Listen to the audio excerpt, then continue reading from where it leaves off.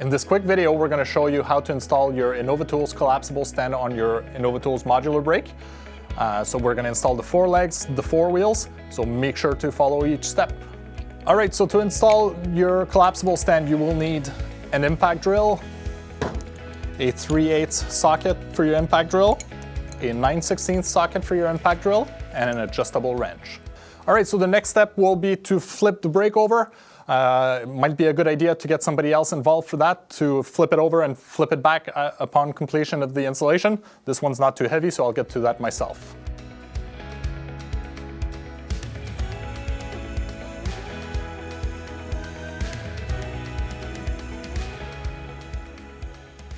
All right, so the first step will be to empty all the hardware bag that's supplied in the kit. So now that we have access to our hardware, we're going to grab the legs. So you'll notice there's 2 pairs, so 2 of one side and 2 of the other side. The best way to differentiate them is that you have a mirror image on the levers. So whenever we're going to install them, we want the 2 levers to be facing each other. So this leg will go at the top here, and then the other leg will go on the bottom. Since this is a 24-inch brake, we'll be mounting this leg at the top, and we're using the 3/8 hole in line with the handle. For the 24-inch brake, the bottom leg will go to the further location. If you have a 19-inch brake, you'll be using, again, the same 3/8 hole on the clamp with the other handle. And keep in mind, our collapsible stand does not fit on the 12-inch model because there's not enough distance between the 2 holes to fit the levers. So this collapsible stand is only intended for 19 and 24-inch brakes. All right, so the next step will be to take the 3/8 bolt and we'll add a washer, and then we'll slide that through to mount at the hinge location. So in this hole here, we'll be mounting through the hole on the power plates.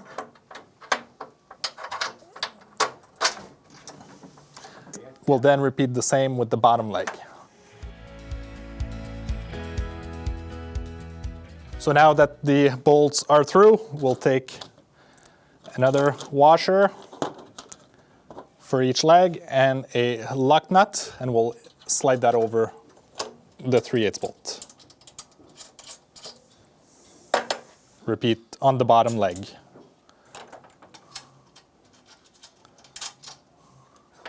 And then on the hinge side, we'll add a 1/4-inch bolt at each leg. So grab 2 1/4-inch bolts and 2 1/4-inch nuts, and then we'll slide them through in this location. Okay. And then repeat on the lower leg.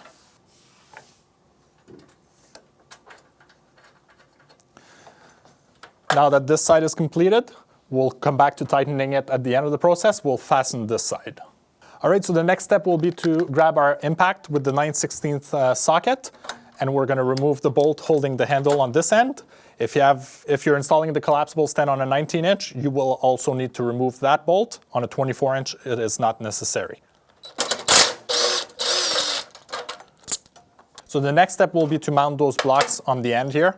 So we've just removed this bolt here. You might need to loosen that bolt here to open up the gap ever so slightly if you have a 24-inch.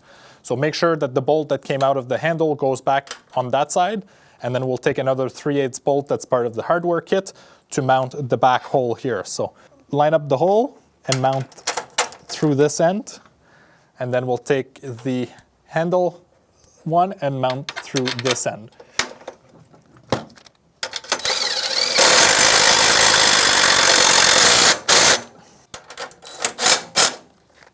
And then we'll take a washer and a lock nut to install on this side.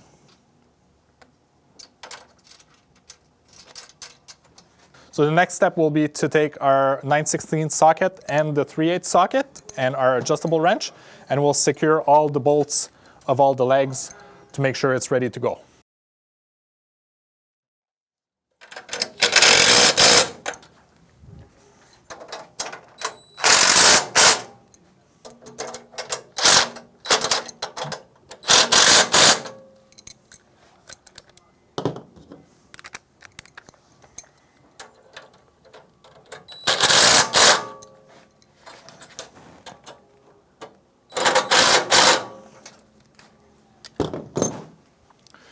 So now that this half is completed, we'll repeat the exact same process on the other end, and then we'll get on to adjusting the tension if you want on the legs. And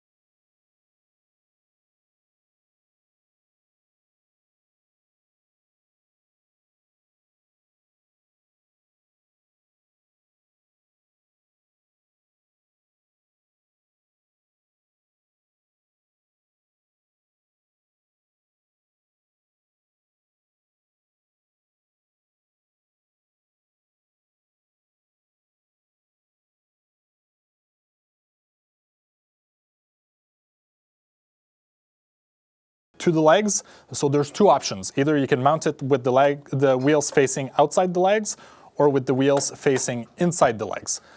Outside the legs is my personal preference and the way most people seem to want to do it. The advantage is that you'll have a wider footprint overall on the brake compared to inside the leg, which brings them closer. But with inside the leg, you'll have a little bit more ground clearance. So you can adjust it to your preference. Personally, I like to go this way. So we'll loosen the thumb screw here, and then make sure that you rotate the finger in the right position. Because if it's facing this way, this won't slide over the brake, over the leg, sorry. So if you want it, we want it to be in line with this in order to be able to slide over the leg. What we're gonna do is we're gonna put it and make sure that you have clearance between the leg. And once you have at least a 1/4 inch clearance, ideally I wanna be closer to the back without interfering with anything. So have about a 1/4 inch, a 1/2 inch clearance on that end. And then we'll hand tighten it. You'll notice here there's another thumb screw. This one locks the wheel in place so that if it's in a trailer or something, it doesn't roll around. And whenever you're ready to use it, simply unroll it. And the way it's designed, it can't unscrew any more than that. So that way you won't lose the thumb screw. What we're gonna do is we're gonna repeat the exact same process with the other legs. Again, making sure that you have this part flush. And then we can rotate that around and make sure that the distance that you have from the tip of the leg to the red hub here is equal, or else the brake could roll cockeyed a little bit if you don't have the same distance. Once you're satisfied, lock that in place, and then we'll take our adjustable wrench and give it a decent crank to ensure that it never loosens up and it is where it is, and then that we have the clearance that we need all around. So now that this side is done, complete the same step at the other end, and you'll be ready to use it.